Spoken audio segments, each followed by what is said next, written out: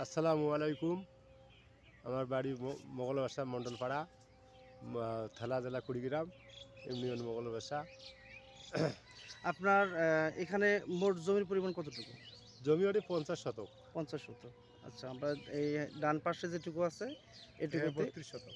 32 শতক project 1 2 3 dam স্থাপন করছে, হ্যাঁ, তাই না? হ্যাঁ, আর এই বামে যেটুকু আছে 18 এখানে শতক। 18 শতক। আচ্ছা, এখানে আপনার আপনার প্র্যাকটিসে আপনি সার আমি কি? একটু আচ্ছা, আজকে ধান লাগানোর বয়স হচ্ছে 32 দিন, 32 দিন। তাই না? 32 দিন। আমরা শুরুতে যে সারগুলো দিয়েছিলাম নাপকো মিশ্র সার নাটকো মিস্ত্রি যা আছে সম্পূর্ণ সব সার দিয়েছিলাম, তাই না? সব আচ্ছা, দিছি।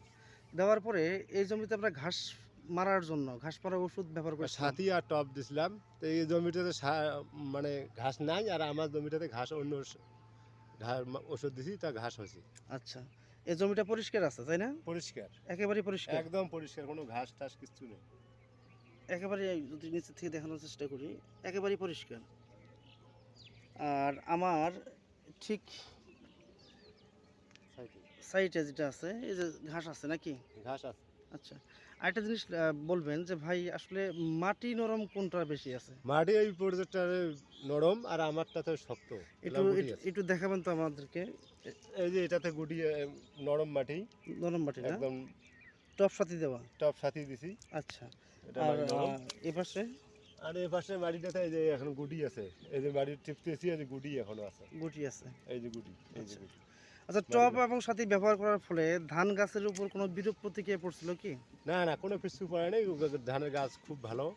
আর এটা একটু ঝুটকি ছিল, তাই না? এই আজকে ঝটকে ছিল, এখন একটু আর কি ঠিক হয়ে আসতেছে। আচ্ছা, আমরা আপনার জমিতে ম্যানসার এবং লিটোসেন ব্যবহার করছিলাম। হ্যাঁ, ম্যানসার লিটোসেন ব্যবহার করে আপনি কোনো লাভ পেয়েছেন কি? লাভ তো গাছ ভালো লাভ হয়েছে। আচ্ছা, এখানে দুইটা গাছ আছে, দুইটা গাছ আছে।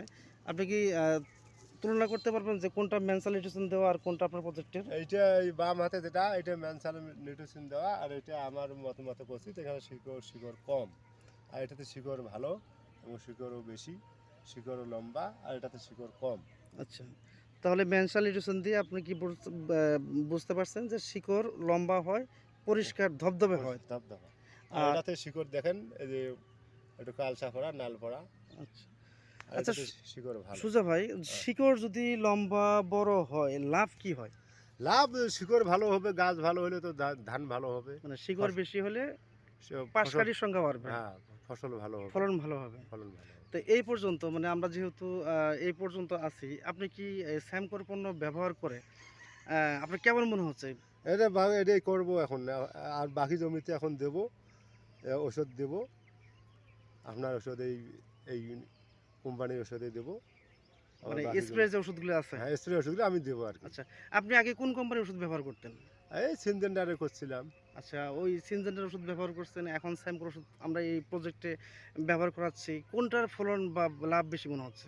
এই গাছ এখন ভালো, এখন ফসলের দিক দিয়ে দেখি কোনটা হয়, এইটা তোমার দিক দিয়ে ভালো হয়, তো এইটাই করবো। মানে আপাতত দৃষ্টিতে আপনার কাছে আপাতত এইটাই ভালো, ও, আমার বাম হাতে যেটা এবং পর্যায়টার এইটাই ভালো। আচ্ছা, সেজন্য আপনি সিদ্ধান্ত নিয়েছেন যে বাকি যে স্প্রেগুলো আছে সেগুলো বাকি স্প্রেগুলো আমি সবগুলোই করবো, সিনজেন্টার করবেন না? সিনজেন্ডার করবো না। আচ্ছা, ঠিক আছে ভাই, ভালো থাকবেন। আমরা আসবো আবার আপনার কাছে।